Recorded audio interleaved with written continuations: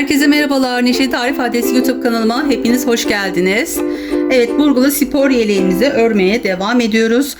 Sağ tarafını bir bölümde anlatmıştım. İkinci bölümde de sol tarafını anlattım arkadaşlar. Şimdi son bölüme geldim. Son bölümde hem arkasının nasıl yapıldığını anlatacağım. Eklemelerini de yaparak örgümüzü tamamlayacağız. Evet, verevine bir yelek şu şekilde arkadaşlar. Ön taraflar biraz şu uç kısımlar aşağıda doğru duruyor. Evet, bu şekilde yeleğimiz. Evet, bu tarafını tamamladık. Şöyle arkasını da şu diğer yeleğimden nasıl olduğunu göstereyim. Evet, bu şekilde burgularımız var. İki tarafında 2 ters 2 düz olarak devam ediyor. 2 tane burgu yapacağız. Bu kısma da 2 ters 2 düz olarak devam edeceğiz. Evet, bu yeleğim için misinalı örgü şişi kullanıyorum. Metal. Arka örerken arkadaşlar ağırlık olabiliyor. Ama bu şişle yapmanızı tavsiye ederim. Büyük bir kolaylık oluyor. Evet, şöyle ipimi yine ortasından çıkarttım. Şöyle birazcık ipimden ayırdım. Tahmini olarak yapıyorum. Biraz fazla koyayım, sonra sökmek zorunda kalmayayım. Evet, şöyle şişimin üzerine ipimi koyuyorum. Bununla parmağımı doladım. Bunu da bu şekilde yaparak Bismillahirrahmanirrahim diyerek ilmeklerimi alıyorum. Toplamda 142 ilmek alıp geliyorum. Evet, en son ipimiz arkadaşlar şöyle bir kere bir düğüm yapıyoruz.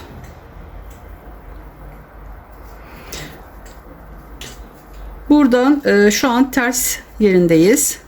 Tersten örneğimizi kuracağız. Birincide ilk ilmeği de örüyordum. Evet, sonra 20 tanesini haroşa yapıyoruz.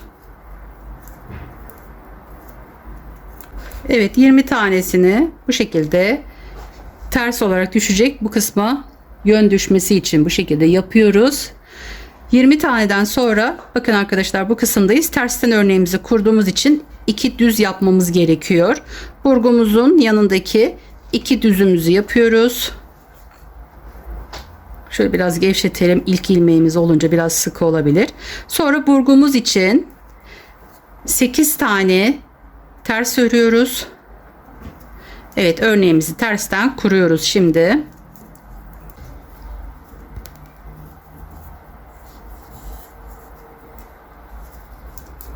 Evet, 8 tane burgumuz için tersi yaptım. Şimdi burgumuzun yanındaki 2 tane düzü yapıyorum.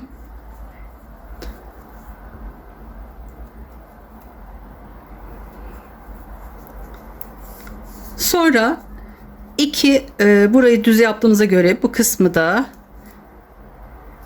2 ters 2 düz olarak böyle devam ediyoruz arkadaşlar.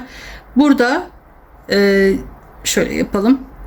Evet, burada 20 tane kenarı kalacak. Sonra 2 tane burgumuzun yanındaki 8 tane burgumuz için 28, 29, 30, 2 de burada 32. Evet, 32 kalana kadar 2 ters 2 düz yapıp geliyorum.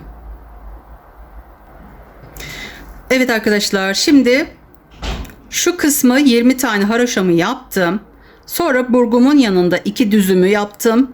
8 tane tersimi yaptım. 2 düzümü yaptım. Sonra 2 ters 2 düz örüyorum. Toplamda 78 tane. Evet, 78 tanesini örüyorum. Bu kısma 2 ters denk gelmesi gerekiyor. Çünkü ondan sonra burgumuzun yanındaki 2 düzümüzü yapacağız. Evet, bu kısımda 32 tane kalana kadar ördüm. Şu kısma 2 ters tek geliyor. 2 düzümüzü ördüm. Sonra burgumuz için 8 tane tersi örüyorum.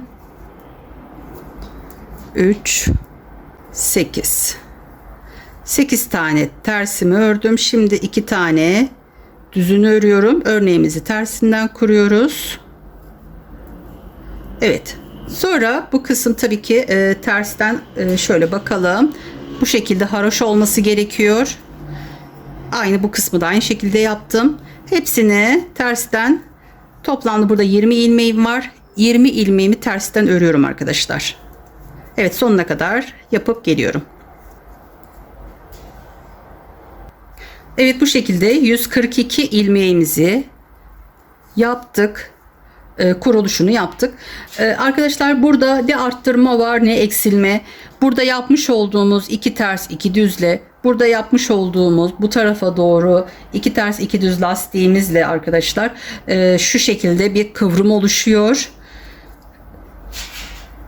O yüzden gayet arka tarafı kolay. Şimdi ön tarafına geldik. İlk ilmeğimizi çıkartıyoruz. Burada iki ters düştüğü için bu kısımda da arkadaşlar yine bu şekilde tersten örüyoruz.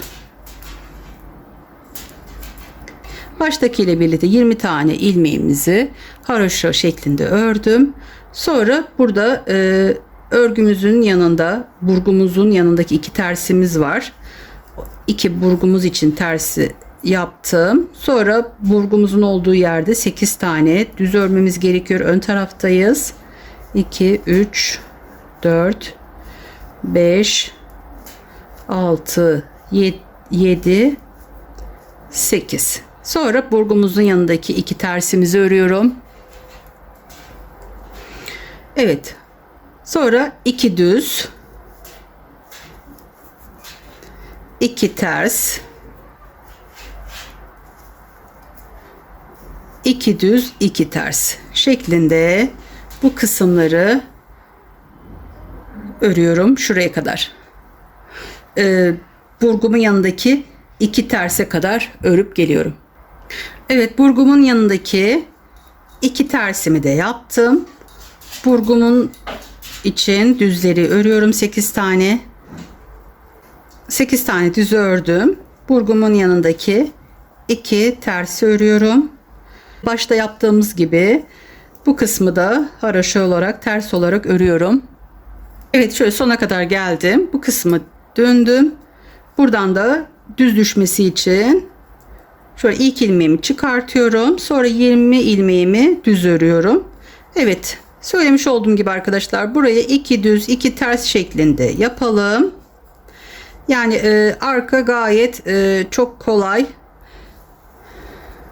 Evet, bu şekilde 20 tane ilmeğimizi düz örüyorum.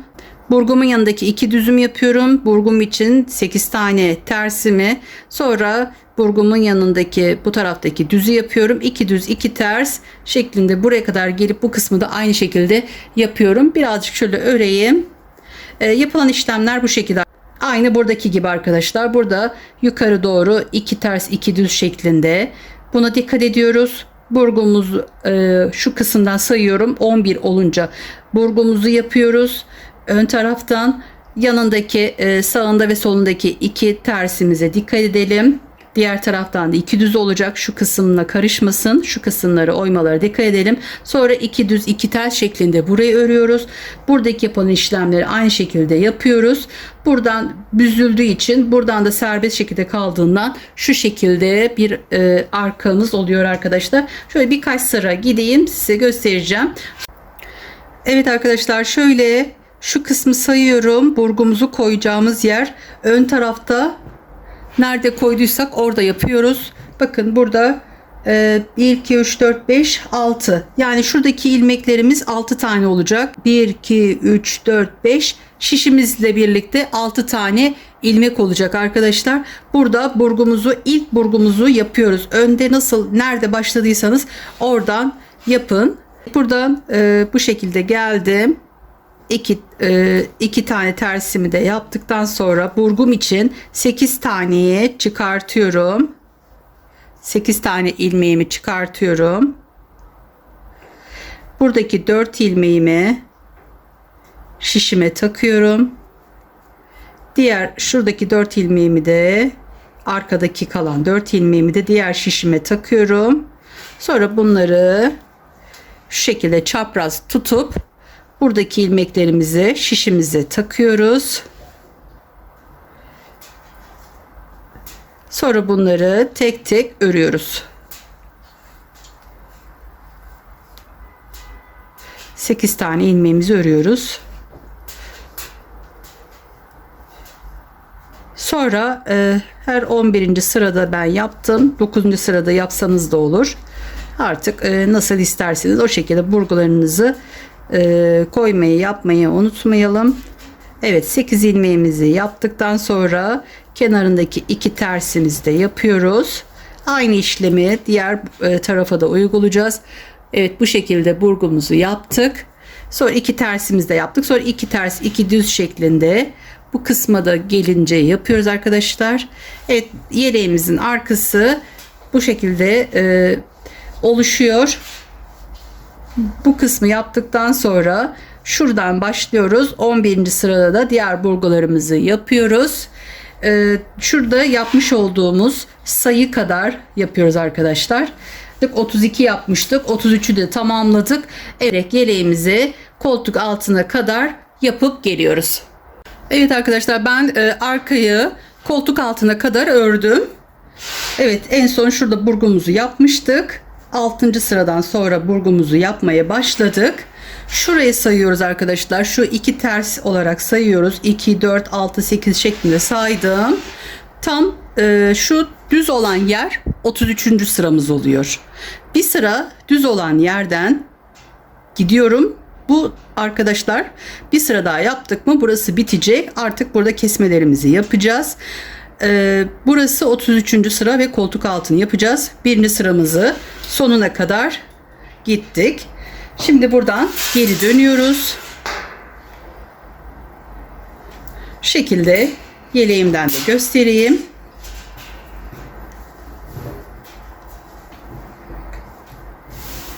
Evet.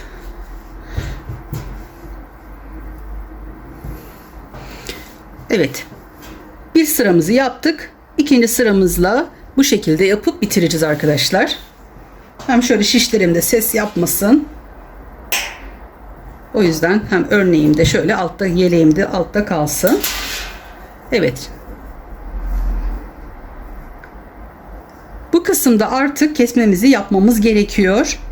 Hem buraya ters düşer hem de kesmiş oluruz. Şu an tersteyiz. Evet.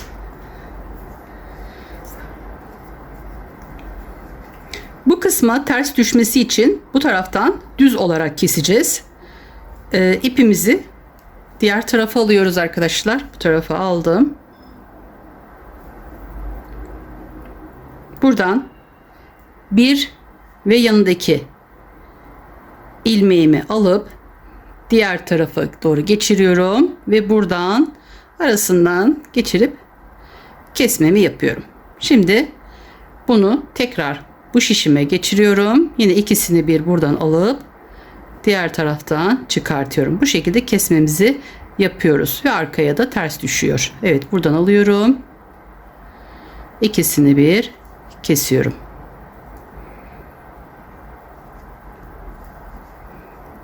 Buradan aldım. İkisini bir diğer taraftan kesiyorum. Burada 2 tane ters düşmüş oluyor. Evet, ikisini bir yönden kesmemiz gerekiyor. Burada burgumuzun yanındaki 2 düzden sonra 2, 4, 6, 8 tane kalacak. Şurada 5 tane var. Bunları da kesiyoruz. Evet. Buraya kadar kesmemizi yaptık. Bakın arkaya da bu şekilde oldu. Aynı ön tarafta bu kısmı yapmış olduğumuz gibi yapıyoruz. Artık buradan yine bu şişimize geçirdim. Buradan buraya ters düşmesi için düz örüyorum. 2, 3, 4, 5, 6, 7, 8. Evet, bu şekilde koltuk altı kesimimizi arkada yapmış olduk bir tarafını. Sonra burada burgumuzun yanındaki 2 düzümüzü yapıyoruz. Evet, burgumuz için 8 tane ters örüyorum. Sonra burgumun yanındaki 2 düz örüyorum. Şimdi 2 ters 2 düz örerek bu sırayı komple tamamlıyorum. Evet, örgümü sonuna kadar gidiyorum arkadaşlar. Arka kısmındayım. Şimdi şunu da tersine çevireyim.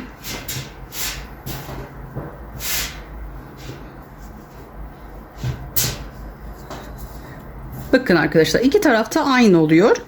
Bu tarafında sonuna kadar gitmemiz gerekiyor. Sonuna kadar gittim. Şimdi ön tarafına çevirdim. Evet, ipimizi koparmadan yapıyoruz bu şekilde. Evet, şimdi buradan ilk ilmeğimi aldım. İkinci ilmeğimi de şu şekilde ikisini bir çıkarttım. Tekrar taktım. İkisini bir yine çıkartıp bu şekilde kesimimizi yapıyoruz. Evet, toplamda burgunun yanındaki iki, bu arka tarafı olduğu için 2 ters oluyor. Ondan sonra 8 tane kalana kadar bu işlemi yapıyoruz. 8 tane oldu. Yani şu şekilde burayı da kestik arkadaşlar. Şimdi buradan artık bunu çıkartıyorum. Düz şekilde devam ediyorum. Çünkü burası 2 ters olduğu için burayı düz yapmamız gerekiyor. Evet, 8 tane düz örüyorum. 2, 4, 6, 8. Sonra burgumun yanındaki 2 ters örüyorum. Burgumu aynı şekilde 8 tane düz örüyorum.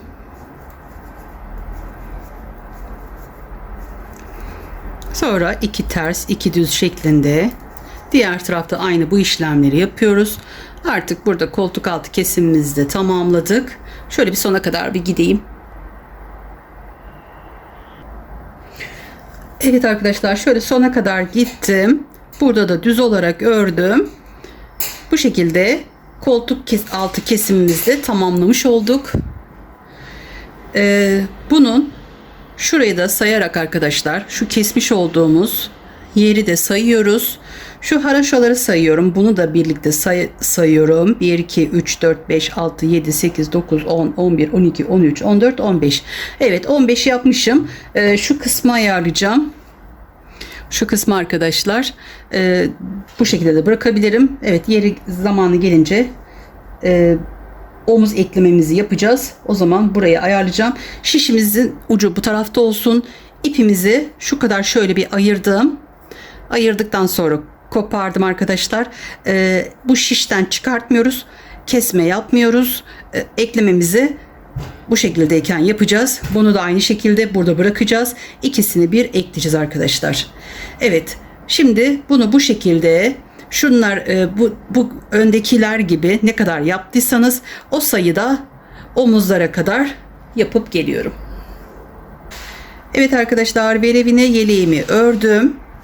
Bu şekilde arka kısmı, şu koltuk altından şu kısımları sayıyorum.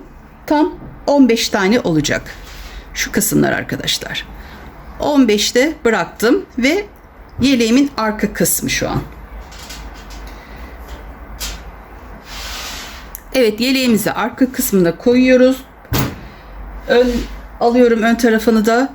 Bu kısım da arkadaşlar bu tarafın olacak. Şu kısmın. Evet, diğer parçamız. Bu da bu kısmın olacak. Evet, önce bu tarafı yapacağız. Şimdi dikişsiz bir şekilde omuz birleştirmemizi yapacağız.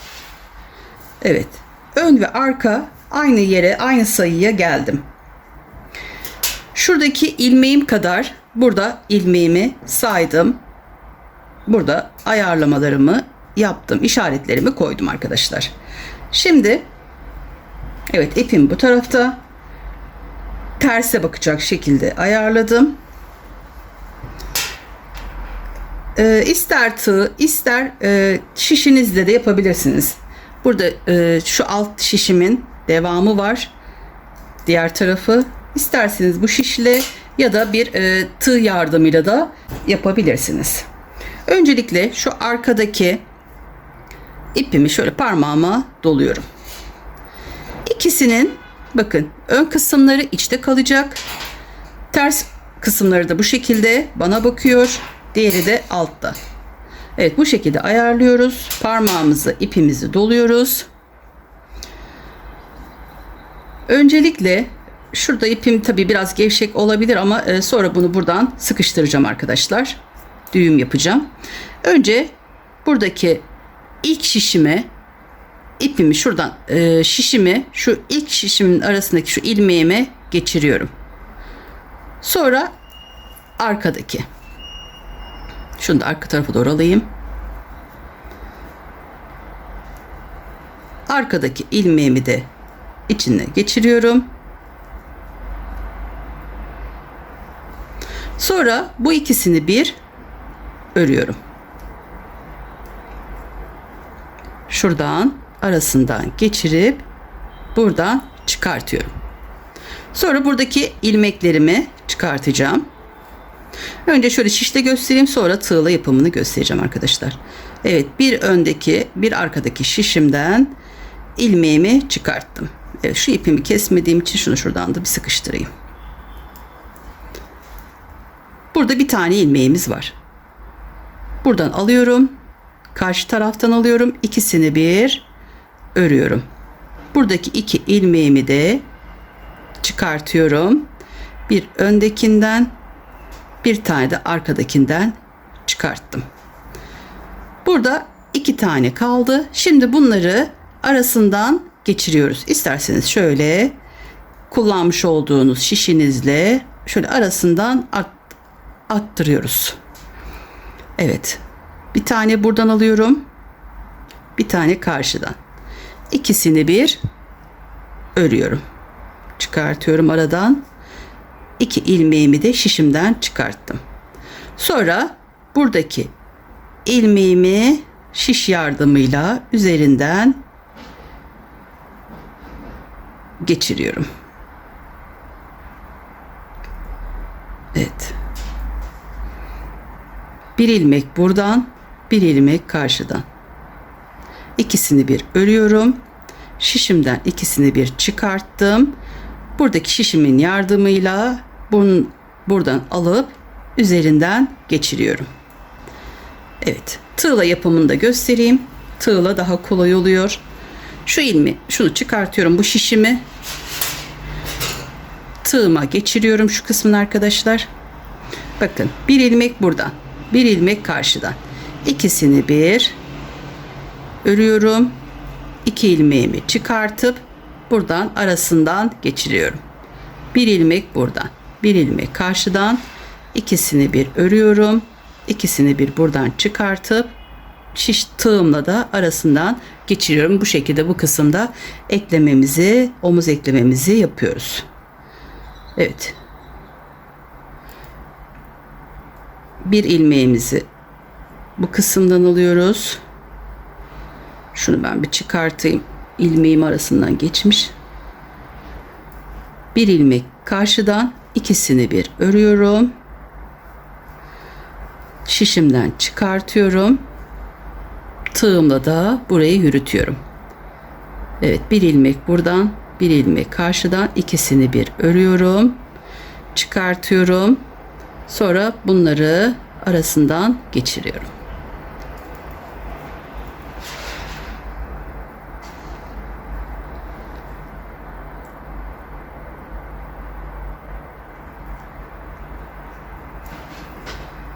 Bir ilmek buradan, bir ilmek karşıdan, ikisini bir örüyorum. Şişimden iki ilmeğimi çıkartıp bunları da arasından geçirdim. Şimdi buradan, diğer taraftan ikisini bir çıkartıyorum. Bunu da bunun arasından geçirdim.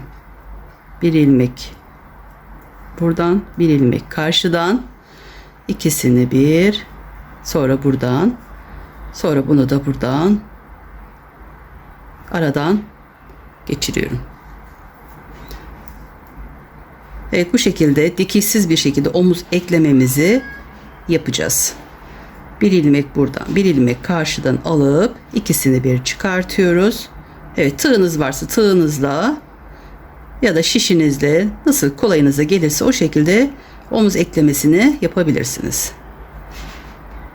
Evet, bu şekilde şuraya kadar 44 ilmeğimi yapmış oluyorum. Evet, sonuna kadar devam ettim arkadaşlar. En son ilmeğimde, şişim yani tığımda kalıyor şu şekilde. Bunu da şuradaki şişime geçirip çıkarttım. Evet, şöyle bakalım. Evet, bakın arkadaşlar, aynı sırada omuz eklememizi bu şekilde yaptık. Gayet güzel oldu. Bakın şöyle arası ve ince oluyor. Bu şekilde yaptığımız zaman şurada çok bir tokluk olmuyor arkadaşlar. Bu taraftan da tersten de bu şekilde. Evet, bu kısmı yaptık arkadaşlar. Şimdi buradan örmeye devam ediyoruz. Ense kısmını yapacağız. Ense kısmına da artık şişimizde devam ediyoruz.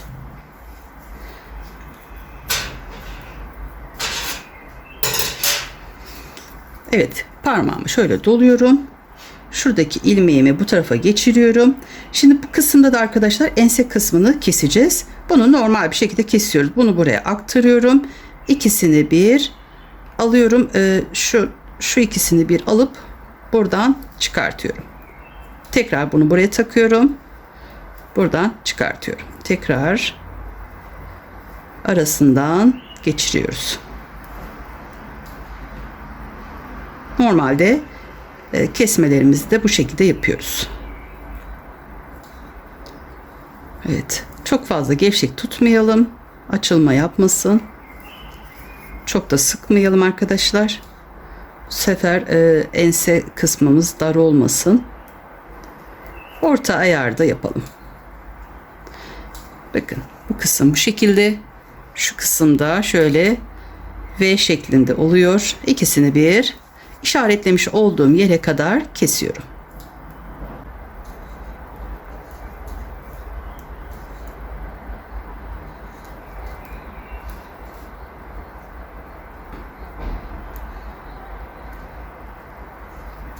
Evet, şöyle sona kadar geldim.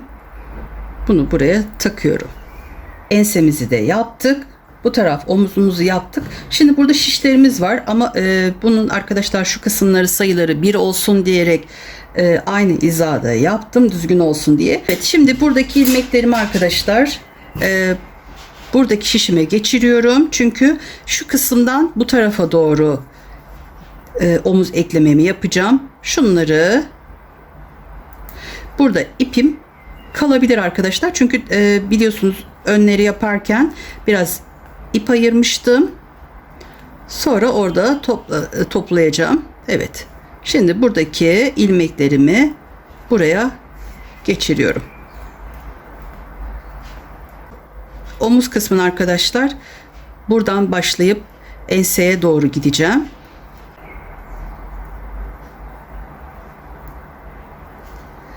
Evet, ilmeklerimi şişime bu şekilde tersten geçirdim. Bu burada kalacak. Sonra bunu buradan koparacağım arkadaşlar.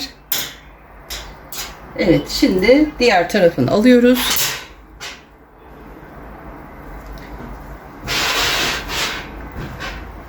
Şimdi bu taraf bu şekilde arkadaşlar. Bunu da ona göre ayarlamıştım. Biraz şöyle ipimi ayırmıştım. Buradan eklememi yapacağım. Bu şekilde. Şimdi bunu tersten şöyle çeviriyorum. Bu tarafa doğru.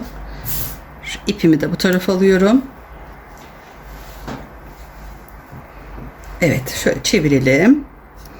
Aynı diğer tarafta yapmış olduğumuz gibi eklememizi yapacağız. Buraya ayırmış olduğum ipimle şuraya kadar ekleyeceğim arkadaşlar. Evet, tığımı alıyorum. Bir ilmek buradan. Dur, şunu yönünü ters çevireyim. Bir ilmek buradan alıyorum. Bir ilmek de diyeyim. Evet. Bu ikisini bir. Şurada ikisini bir aradan geçiriyorum. Bu iki tane ilmeğimi çıkartıyorum. Bu bir tanesi duruyor. Şimdi ikinciyi yapıyorum. Şöyle biraz gevşeteyim. Bir tane buradan alıyorum. Bir tane karşıdan. İkisini bir çıkartıyorum. Buradan şişimden. Sonra burada iki tane olunca arkadaşlar arasından bir tane ilmeğimi geçiriyorum. Sonra şişimdeki ilmeklerimin ikisini bir örüyorum. Buradan geçiriyorum. Bir buradan, bir diğer taraftan. İkisini bir. Sonra buradan bir tanesini örüyorum. Bir tane buradan, bir tane karşıdan. İkisini bir ördüm. Buradan çıkartıp bunun arasından geçirdim. Bu şekilde arkadaşlar şuraya kadar hepsini yapıyorum. Evet, şu en son da göstereyim arkadaşlar. Şuradan bir tane alıyoruz. Bir tane karşıdan. İkisini bir örüyoruz. Şişimizden ikisini bir çıkartıp sonra tığımdan geçiriyorum. Burada en son 2 tane kaldı. Bir buradan bir karşıdan alıyorum. İkisini bir şuradan arasından örüp çıkartıyorum. Artık burada 2 şişim de çıkartıyorum. Evet, şurada ipim şu kadar kaldı. Evet, sonra bunu buradan ikisini bir örüyorum. Bunu da şöyle sıkıştırıyorum. Çünkü biliyorsunuz buradaki ipimi yapmıştım. Evet. Evet, şurada bir tane delik oluyor arkadaşlar. O deliği kapatmak istiyorum. Bakın şuradaki ilmek aldığımız yer. Bunu nasıl kapatabiliriz? Bunu şuradan arkadaşlar, şu aradan bir alt, bir de bu taraftan ters kısmından alıyorum.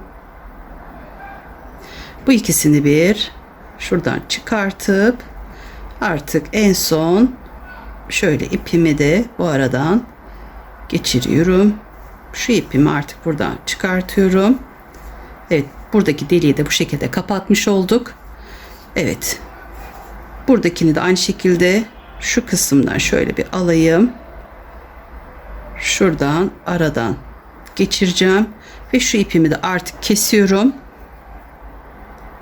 Şöyle biraz uzun keseyim, iğneyle yürütüyorum arkadaşlar, daha iyi oluyor. Evet, bunları da iğneyle yürüteceğim. Bu tarafı da şöyle göstereyim arkadaşlar. Bakın, bu kısımda delik kalmadı.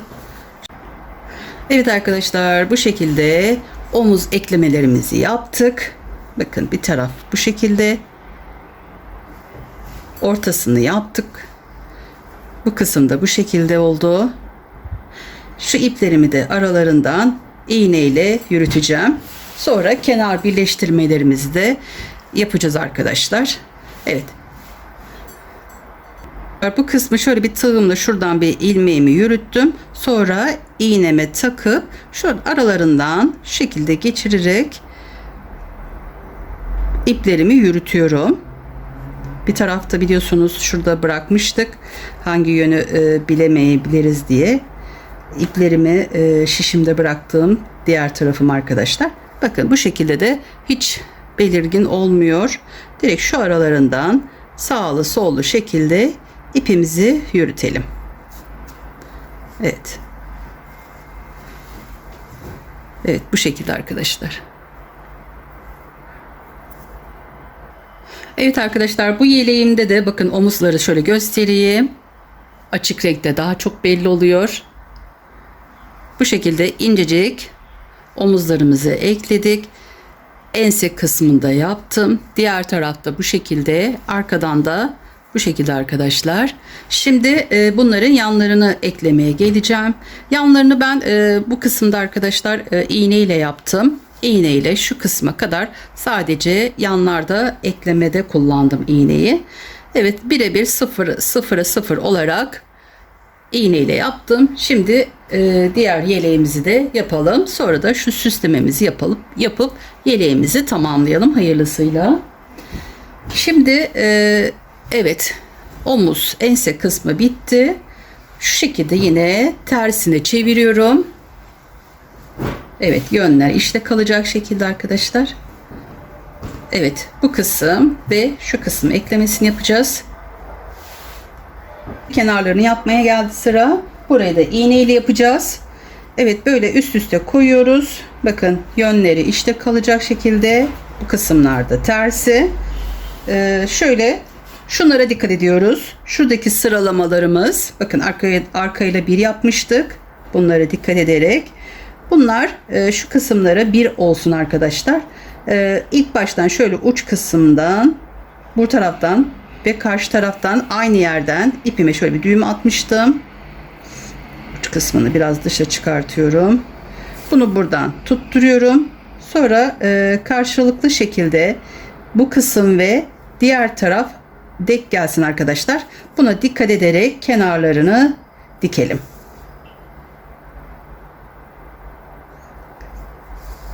Evet, şöyle sıramızı karşılıklı, burası tersse, burası da aynı şekilde.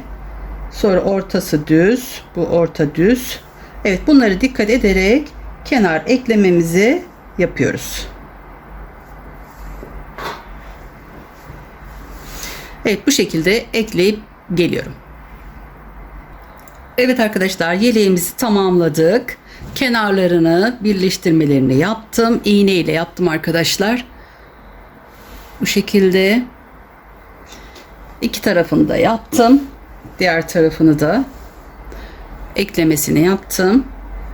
Bu kısımlar bu şekilde arkadaşlar. Burası burgulu. Burası da iki ters iki düz şeklinde lastikli verevine yeleğimizi hayırlısıyla tamamladık. Şimdi şuraya şöyle bir ip yapalım bağlamak için.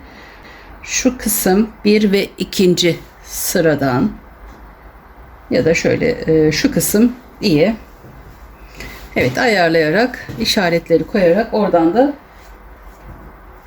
yapacağım. Ben bunun için arkadaşlar şöyle boncuklarım var. Boncuklarımdan kullanıyorum. Şu şekilde.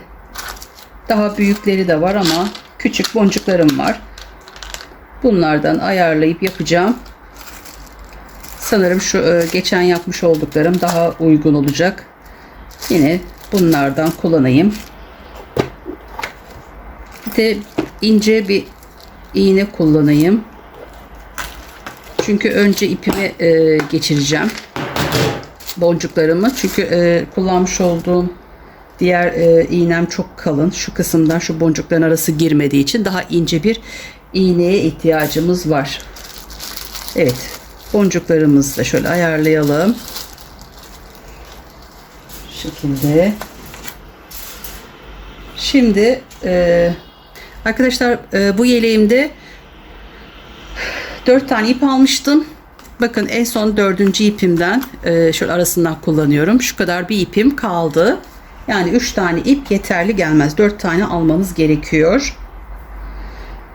Şöyle bir de tığa ihtiyacımız var. Şöyle her zaman kullandığım tığımı alayım. Evet.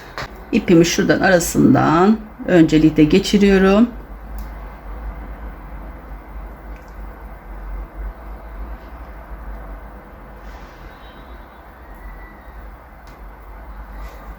Evet, burada boncuklarım var. Önce bu boncuklarımdan şöyle birkaç tane şuradan ipimi geçiriyorum arkadaşlar. Fazla olabilir, kalan kalır. Şöyle renk uyumuna dikkat ederek yapıyorum.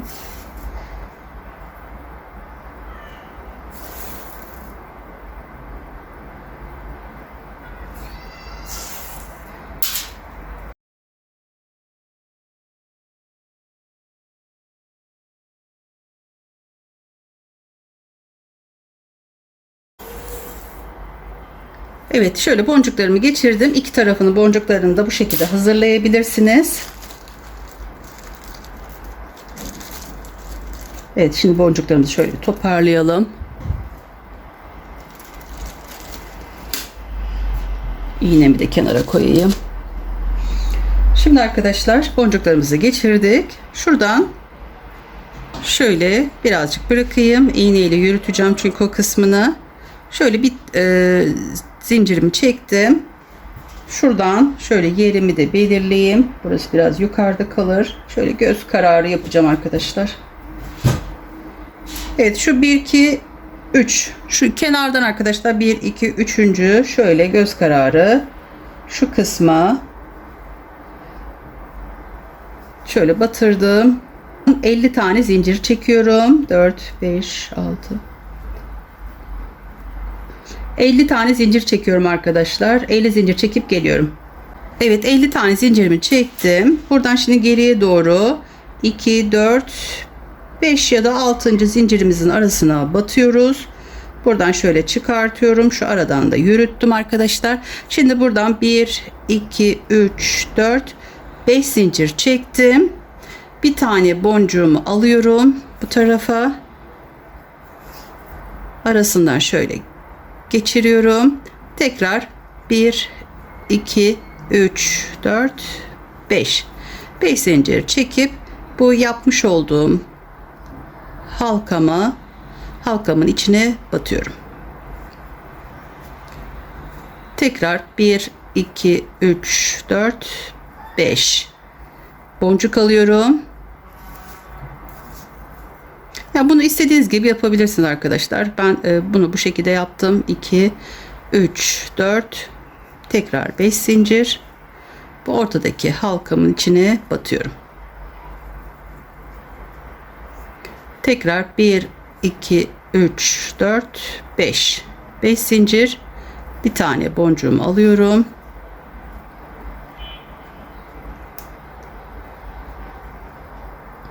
Sonra tekrar 5 zincir. 4, 5. Ortaya batıyorum. Tekrar 5 zincir.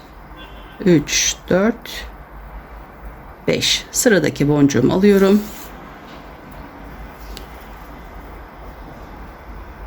Şöyle arasından geçirip tekrar 1, 2, 3, 4, 5. Orta halkaya batıyorum. 1, 2, 3, 4, 5 zincir. Bunu dilediğiniz gibi yapabilirsiniz. Evet. Sıradaki boncuğumu da aldım. 1, 2, 3, 4, 5 tane oldu. 1, 2, 3, 4, 5. Şuraya ortaya battım. Evet, bu şekilde arkadaşlar bu tarafı da yaptım. Bir zincir çekip şuradaki ucuna da batayım. Evet, bu şekilde bu kısmı tamamladık. Şöyle biraz uzunca kesiyorum, aradan yürüteyim. Evet, aynı işlemi diğer tarafa da uyguluyorum. Evet, şu 1, 2, 3. sıra şu şekilde karşısına denk gelecek şekilde arkadaşlar. Şuradan batıyorum. Şurada aradan geçirip 50 tane zincir çekiyorum. 50 tane zincirimi çektim. Tersten şöyle 5. ya da 6. zincirimiz arasına batıyoruz. İkisini bir şöyle kaydırma yöntemiyle yaptıktan sonra 2, 3, 4, 5 zincir çekip boncuğumuzu alıyoruz. Buraya ekliyoruz. Aynı diğer tarafta yapmış olduğumuz işlemleri de burada yapıyoruz arkadaşlar. 3, 4, 5. Evet, bu şekilde bu tarafı da tamamlayıp iplerimi temizleyip geliyorum. Yeleğimizi tamamladım. Bakın şu şekilde oldu. Çok güzel. Evet, şöyle de bir düğüm yaptım. Bu şekilde harika oldu yeleğimiz. Şöyle göstereyim. Omuz kısımlarımız, ense, koltuk altı, yakamız bu şekilde arkadaşlar. Vurgulu. Şu kısımdaki bakın şöyle genişliyor. Genişleyen bir modelle verevini spor yeleğimizi hayırlısıyla tamamladık. Size bu ön tarafı arkadaşlar. Şöyle arka tarafını da göstereyim. Evet. Evet, bu şekilde de arkası. Şu şekilde gösteriyorum arka kısmını da arkadaşlar. Evet, bu şekilde yeleğimizi tamamladık. Çok güzel, muntazam oldu. Şöyle de yandan bakın katladığım zaman göstereyim arkadaşlar. Bu şekilde şu kısım. Böyle. Yani arkadaşlar ayrıntılı bir şekilde anlattım. Örgü bilen herkesin yapabileceği bir model. Evet. Şöyle genişleyen bir model arkadaşlar ama şöyle düz bir şekildeyken size ölçülerini de vereyim. Bu kısım 42 ama şöyle bakın şu kısımlar falan şöyle genişliyor. O yüzden o tam açılmamış haliyle 43 oluyor arkadaşlar. Şu şeye kadar, verevine olan yere kadar şöyle ölçeyim. Şuradan ucundan 65. Diğer taraftan da omuza kadar da 52 santim oldu arkadaşlar. Gayet hoş, çok güzel oldu. Evet. Sizler nasıl buldunuz arkadaşlar?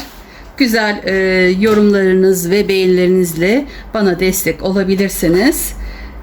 Sevdiğiniz arkadaş ve akrabalarınızla yapmış olduğum bu modellerimi de paylaşabilirsiniz. Evet. Sayfama abone olmayı, bildirim zilini açmayı unutmayın. Oynatma listesi örgü bölümünden bütün örgülerime oradan da ulaşabilirsiniz. Beni izlediğiniz için hepinize çok teşekkür ediyorum. Kendinize iyi bakın. Allah'a emanet olun. Hoşça kalın.